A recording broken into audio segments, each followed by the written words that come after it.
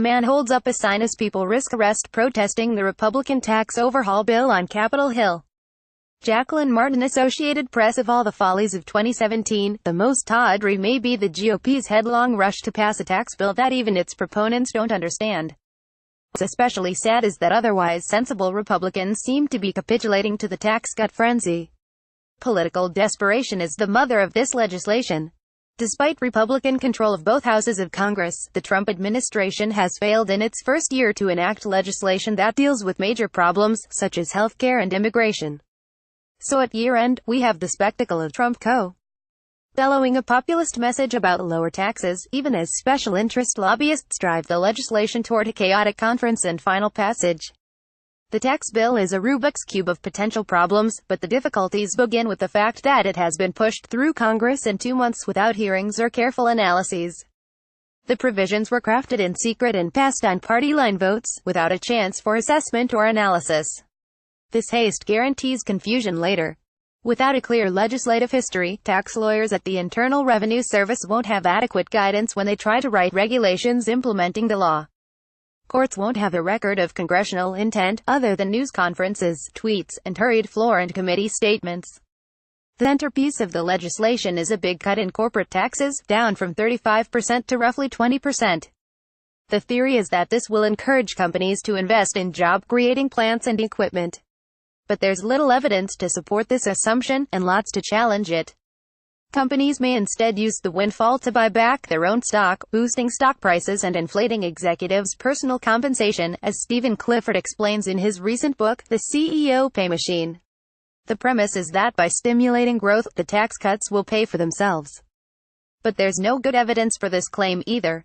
Congress's bookkeeper, the Joint Committee on Taxation, predicts that over 10 years, the tax law would balloon the deficit by roughly $1 trillion, even assuming that it stimulates new growth.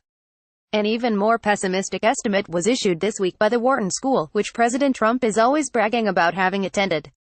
The Treasury Department on Monday offered a one-page rebuttal asserting that Trump administration policies, including the tax cuts, would grow the economy by 2.9% annually over the next 10 years, much higher than most other forecasters have projected, and reduce the deficit by $300 billion. Take a bow-rosy scenario. The capricious effects of the bill are becoming clearer as Congress races to marry the House and Senate versions. Tech companies are howling that they will lose the benefits of research credits if they have to pay an alternative minimum tax, as in the Senate version.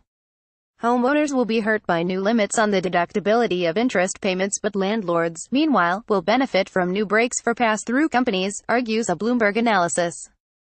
How is that fair? An analysis by 13 law professors last week warned that the legislation will produce tax games, roadblocks and glitches, as companies, individuals, and state and local governments try to manipulate the new system.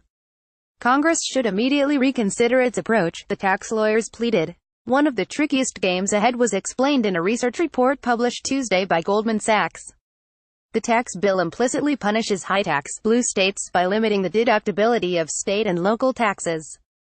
But Goldman analyst Alec Phillips noted that affected states might change their own tax systems to reflect the new federal system, by reducing personal income taxes and adding more state-level value-added taxes or property taxes. That could reduce federal revenue. One more hidden danger: existing tax law is mildly counter-cyclical in that tax receipts increase when times are good and decline when they're bad. But the Goldman analyst notes that provisions in the new law look likely to move the tax code in a more pro-cyclical direction. That's dumb economics. Robert Crandall, the former chief executive of American Airlines and one of the smartest business executives around, described the tax bill last week as particularly stupid because there is a broad consensus of bipartisan agencies and economists who agree it cannot increase growth by anywhere near enough to offset the revenue losses. He's right. Responsible Republicans seem to have adopted a fatalistic view that it's too late to clean up this mess. They're wrong. Voters will remember who tried to slow the rush toward passage of this ill-considered legislation and who jumped on the bandwagon. Twitter @IgnatiusPost. Read more from David Ignatius's archive, follow him on Twitter or subscribe to his updates on Facebook.